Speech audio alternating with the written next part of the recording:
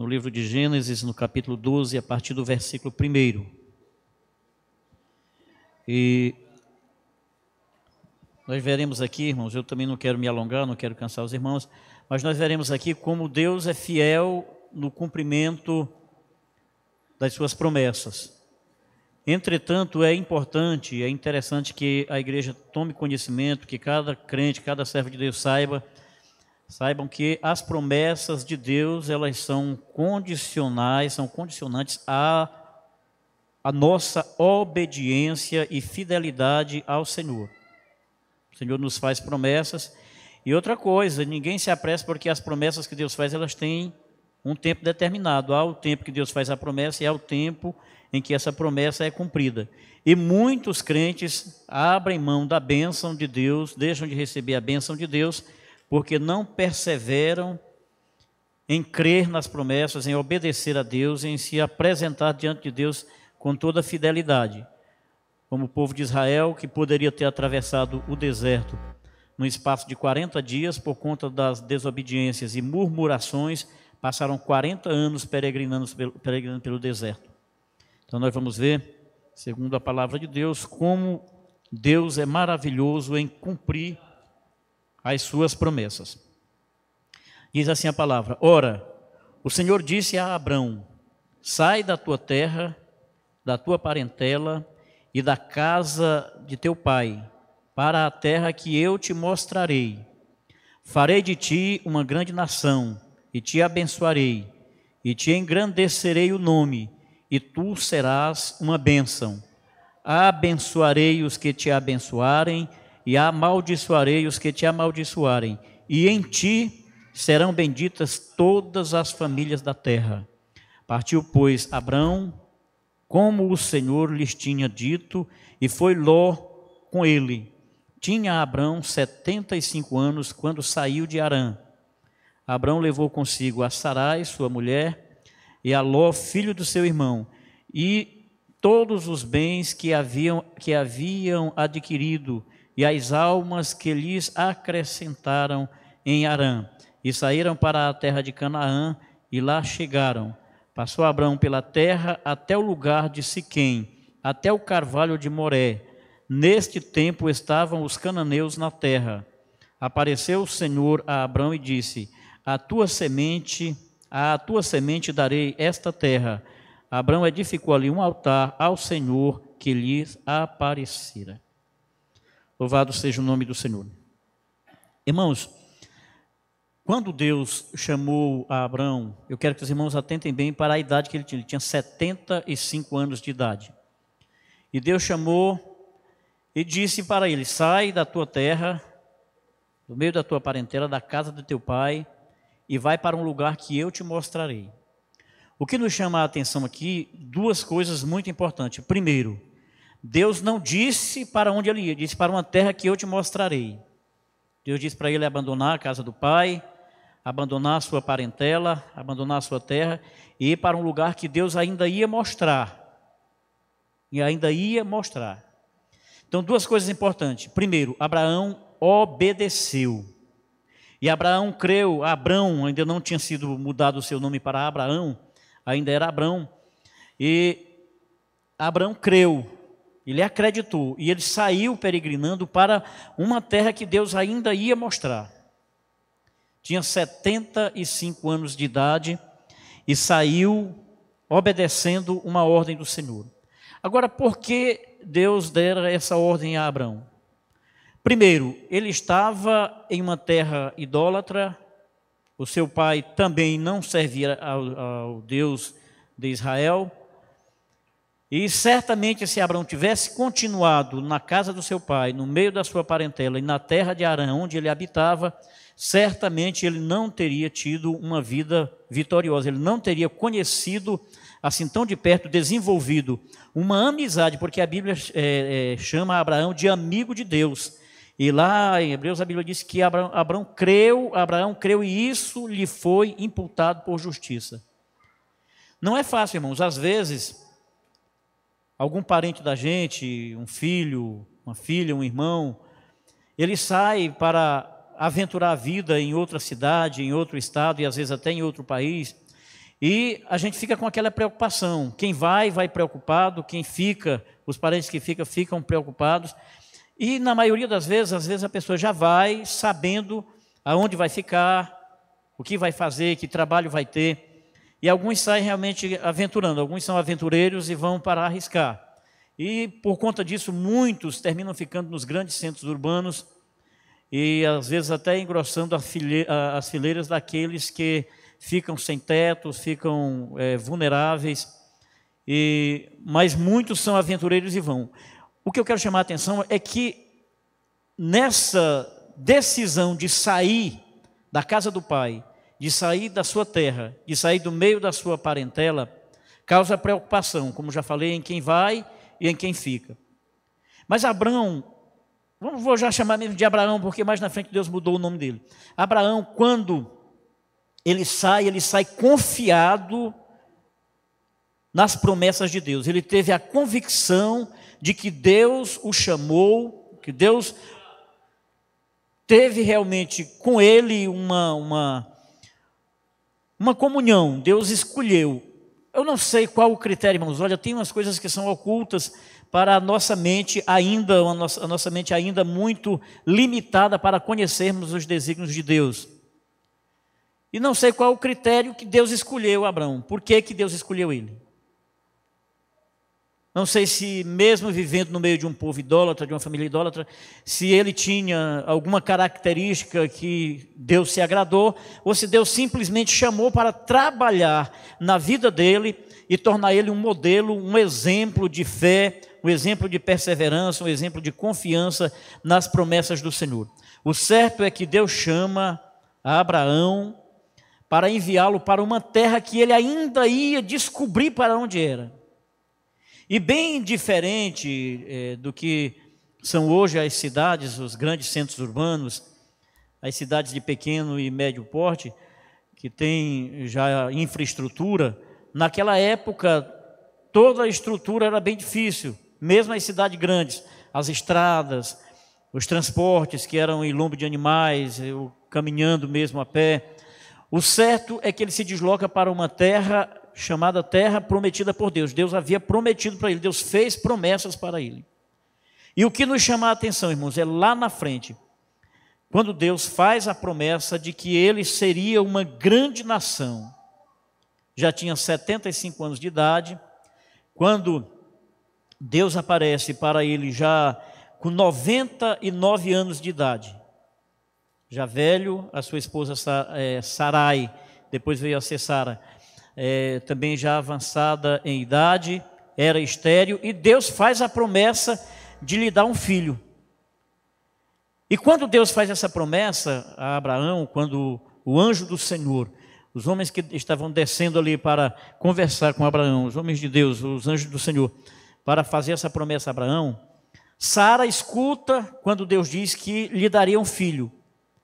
E ela riu porque, primeiro, já era avançada em idade, era estéril e já havia cessado o costume das mulheres. E alguém poderia perguntar, pastor, e o que é isso? Ela já não tinha mais regras, né? Já não tinha mais menstruação, já não tinha mais, pela ótica humana, nenhuma possibilidade de engravidar, além de ser estéril pelo avançado da idade. E claro, isso causou uma estranheza a ela, quando ela ouviu esta palavra de que Deus lhe daria um filho. Um ano depois, Deus visitaria e eles teriam um filho. E Sara ficou duvidosa, mas Abraão creu. Abraão creu nas promessas do Senhor. E o que me chama a atenção, irmãos, é que muitas vezes Deus nos faz promessas. Deus faz promessa a muitos de nós, servos de Deus. E às vezes você até crê na promessa, você acredita naquela promessa que Deus fez. Entretanto, nós temos a ideia de sermos imediatistas. Nós queremos receber aquilo que Deus prometeu de imediato. E você fica todo o tempo naquela ansiedade. Não, Deus me prometeu, Deus vai me dar. Nessa semana vai sair, nesse mês, nesse ano. E às vezes as promessas de Deus é para um tempo determinado. E quando Deus demora nas promessas que Ele nos faz, Ele tem um objetivo. Ele fez a promessa porque Ele é Deus de promessas, porque Ele é um Deus que não falha, e quando faz promessas, Ele cumpre. Agora, as promessas do Senhor, elas necessitam, ou elas são acompanhadas de condições. Se nós formos fiéis, se nós realmente cremos na promessa que Deus nos fez, e formos fiéis à promessa do Senhor, e aguardarmos o tempo oportuno, o tempo de Deus, porque o tempo não é nosso, não é no nosso tempo.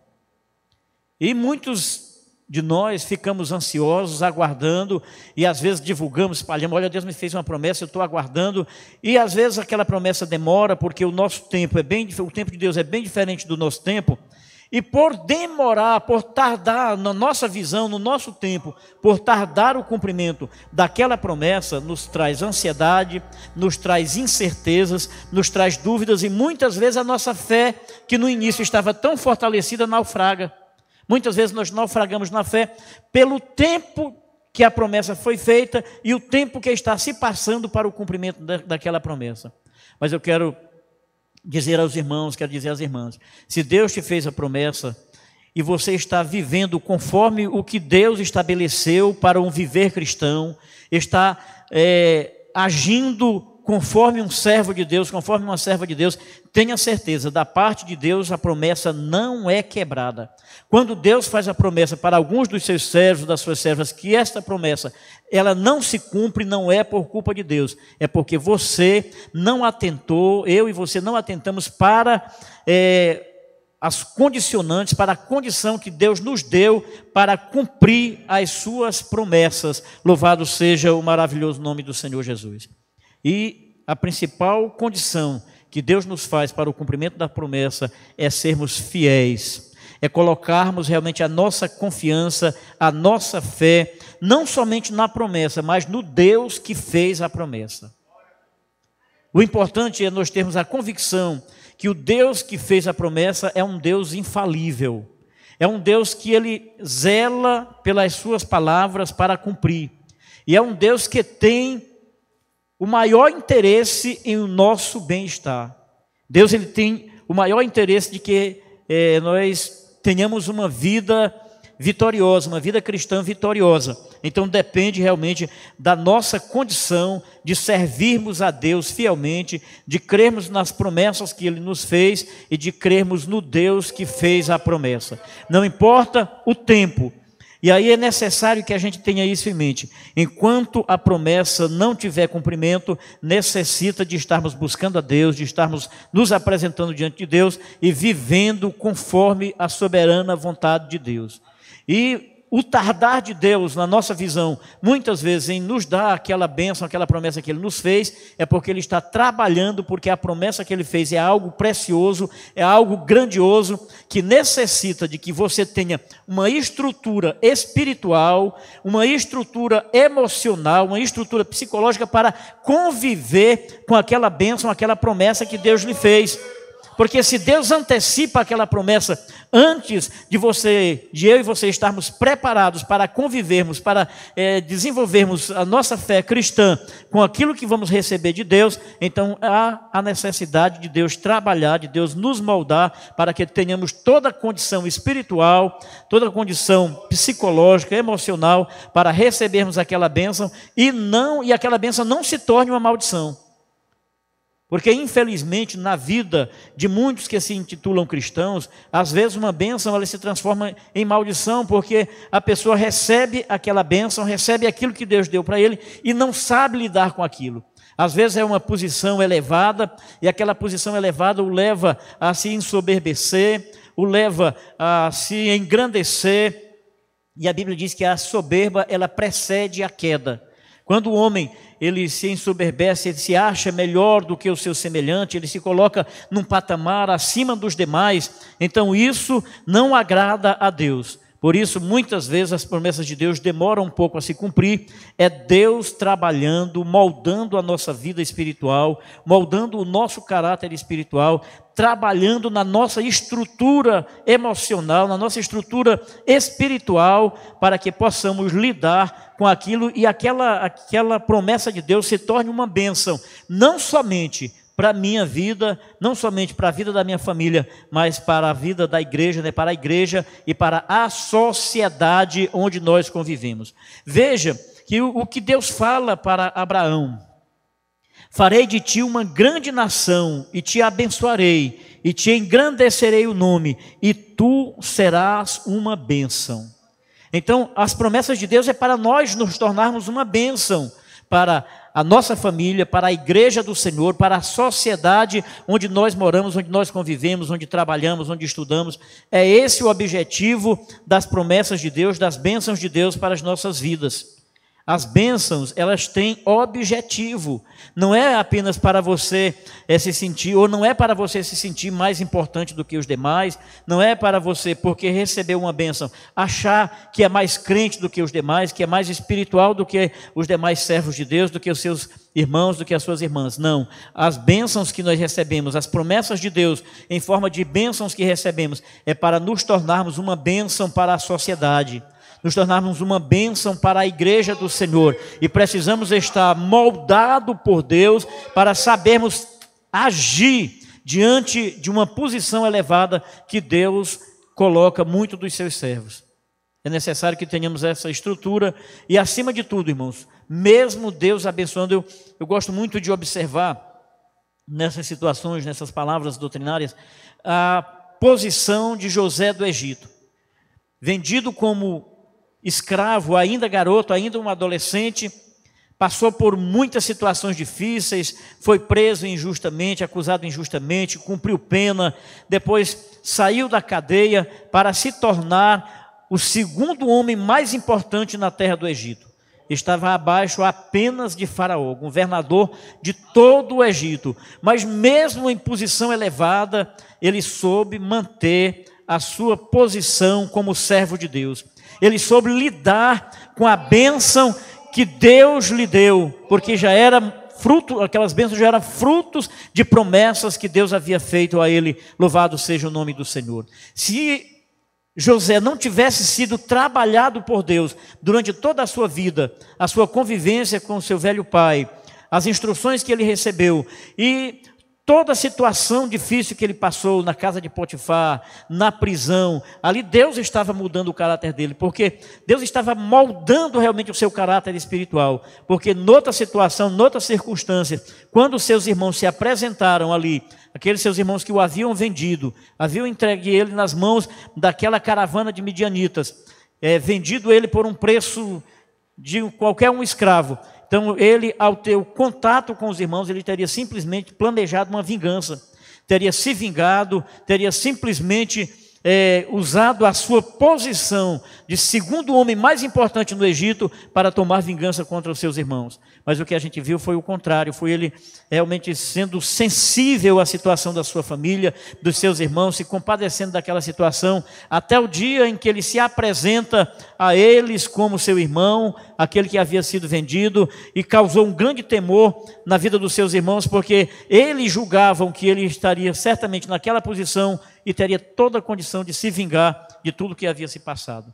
Mas Deus não nos coloca em lugares elevados, Deus não nos dá bênçãos, Deus não nos coloca realmente em posições de destaque para nós tomarmos vingança com aqueles que, durante a nossa trajetória em que Deus estava trabalhando a nossa vida, eles muitas vezes nos espezinharam, muitas vezes nos maltrataram, e Deus, Ele não trabalha em nossas vidas e nem nos dá bênçãos e cumpre as promessas em nossas vidas para que a gente, depois de chegar neste lugar, venha pisar em cima daqueles que durante a sua trajetória lhe maltrataram. Pelo contrário, é para que você se torne uma bênção. Louvado seja o nome do Senhor. Farei de ti uma grande nação e te abençoarei, e te engrandecerei o nome, e tu serás uma bênção. E aqui outra promessa importante, irmãos. Como Deus, por intermédio de um homem, de uma mulher escolhido por Ele, para receber promessas maravilhosas, como é que Deus age? Abençoarei os que te abençoarem, e amaldiçoarei os que te amaldiçoarem. E em ti serão benditas todas as famílias da terra. O que nós aprendemos aqui, irmãos, é que quem adota as providências contra aqueles que nos maltrataram não sou eu, não é você.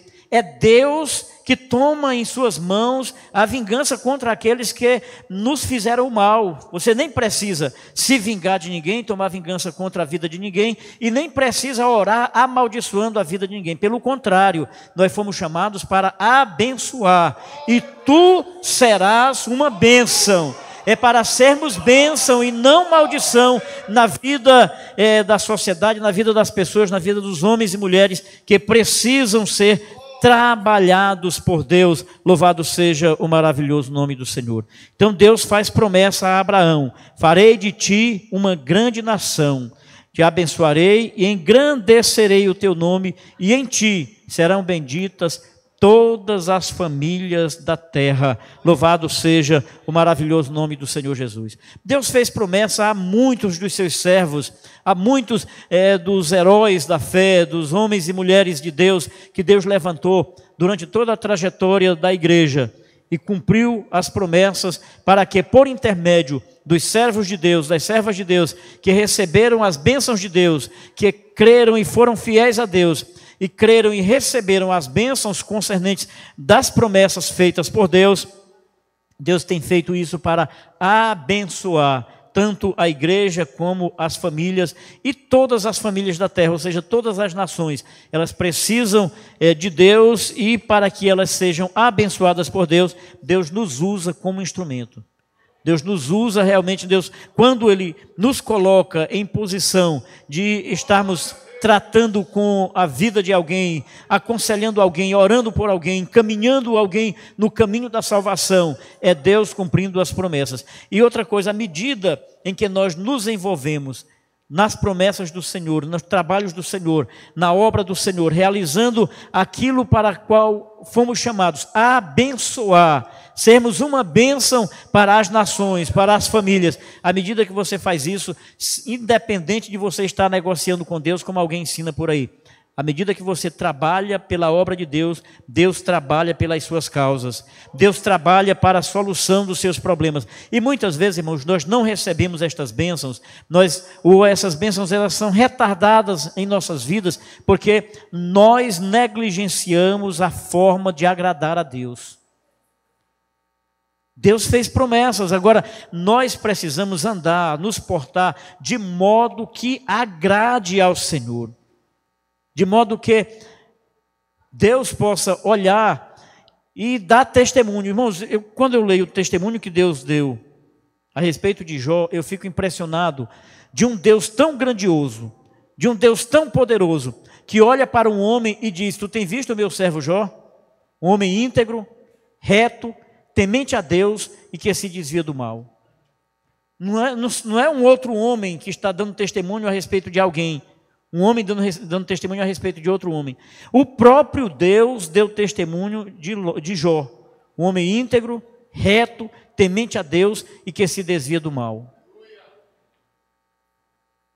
Então nós precisamos entender, irmãos, quanto mais nós vivemos uma vida que Deus olha para nós e se agrada da nossa conduta, da nossa postura, da nossa fé, da nossa confiança no Senhor e nas promessas que Ele fez, quanto mais você se empenha em agradar a Deus, em servir a Deus, em ser útil na obra de Deus, mais Deus abençoa seus planos, seus projetos, sem que haja necessidade de uma barganha. Eu vou fazer para Deus me abençoar, eu vou me envolver aqui para Deus me abençoar. Não, você vai se envolver porque é a obra de Deus. Deus lhe chamou para ser uma bênção, Deus lhe chamou para ser luz que resplandece nas trevas, Deus lhe chamou para ser sal da terra e luz do mundo. Então, quando nós fazemos isso com o intuito de agradar ao nosso Deus, Deus, Ele trabalha em favor das nossas causas e nos faz crescer espiritualmente, desenvolver a nossa fé, e coloca também muito dos seus servos e servas em posição de destaques. Há pessoas que eu e você talvez não tenhamos acesso para abençoar, para evangelizar. Há grupo de pessoas que possivelmente você e eu nunca teremos oportunidade de evangelizar, nunca teremos oportunidade de dar uma palavra. Muitas vezes pessoas bem-sucedidas financeiramente, profissionalmente, que adquiriram a sua independência financeira, mas que são infelizes, que são deprimidas, que são tristes, e possivelmente muitos de nós aqui não teremos acesso, mas Deus levanta entre o seu povo pessoas para colocar em posição de destaque, em posições elevadas, para ser uma bênção naquela vida que eu e você não podemos ter acesso a ela. Não temos condições de chegar, e Deus levanta pela fidelidade, pela obediência e pela fé no Deus Todo-Poderoso e nas promessas que Ele fez. Então nós precisamos colocar em nossa mente, em nosso coração, que Deus, Ele nos faz a promessa, mas que nós dependemos não só da promessa que Deus fez, mas de crer na promessa que Ele fez e de vivermos uma vida que agrade ao Senhor. Uma vida num padrão diferente, porque, irmãos, o crente, o cristão, o salvo, ele não pode se nivelar com as pessoas desse mundo. É bem verdade que todos nós somos imperfeitos. Aqui não tem nenhum que possa levantar-se no meio de uma multidão, no meio de uma igreja dessa e dizer: qual de vocês me convence de pecado? Só Jesus teve essa condição de, no meio de uma multidão, se levantar e dizer: qual de vós me convence de pecado? Todos nós somos imperfeitos, temos as nossas falhas, as nossas imperfeições. Muitas vezes pecamos por omissão, ou seja, por deixarmos de fazer aquilo ao qual Deus nos chamou e nos comissionou a fazer.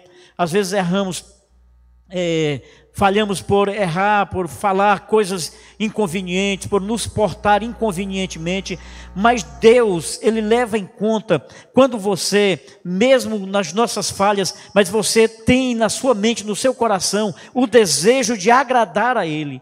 O desejo de que Deus olhe para você e aprove a sua conduta. E mesmo quando falhamos, é nos dirigirmos a Deus e dizer: Senhor, falhei. Porque há pessoas que mesmo em pecado ele nega, ele sustenta, ele mente, ele inventa muitas mentiras para justificar outras, e ele nunca reconhece o seu erro, nunca reconhece o seu pecado. Mas o cristão, ele sabe, ele é consciente de que ele comete falhas. Por isso é que ele se achega a Deus, ele suplica o perdão, ele pede que Deus o fortaleça, que Deus tenha misericórdia, e assim nós vamos crescendo espiritualmente. Quando nós abrimos o nosso coração perante o Senhor, colocamos as nossas causas, suplicamos o perdão das nossas imperfeições, das nossas falhas, e pedimos ao Senhor: Senhor, nos ajuda em nossas fraquezas, nos ajuda a caminhar, porque a caminhada cristã, irmãos, ela não é fácil. Todos os dias nós temos que lutar contra as concupiscências dos olhos, contra as concupiscências da carne e contra a soberba da vida. São os inimigos que convivem o tempo todo com os cristãos. Todos nós temos que conviver diariamente com esses inimigos. Às vezes a pessoa pensa que o pior inimigo que ele tem é o diabo. O diabo é ardiloso, mas o inimigo pior que o cristão tem é conviver diariamente com a sua carne. Porque a carne ela é tendenciosa para as coisas mundanas, para o pecado. E para que possamos ter acesso às promessas que Deus nos fez, nós precisamos lutar constantemente contra a nossa própria carne, que é o inimigo que dorme conosco todos os dias. A carne ela é tendenciosa, é por isso que a Bíblia recomenda a crucificarmos a carne, para que assim possamos ter uma vida cristã vitoriosa, que a nossa vida espiritual possa se destacar quando nós temos total condições de estarmos vencendo esta guerra contra a nossa própria carne, porque as concupiscências dos olhos, as concupiscências da carne e a soberba da vida, elas cercam os cristãos diariamente. Todos os dias, todo e qualquer cristão se confronta com esses inimigos, com esses adversários.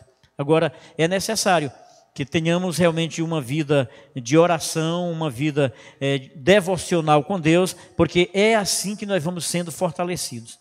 Se nós não tivermos uma vida de devocional com Deus, uma vida devota realmente ao Senhor, à sua palavra, uma vida de oração, uma vida de adoração a Deus, certamente não teremos forças para crucificarmos a nossa carne.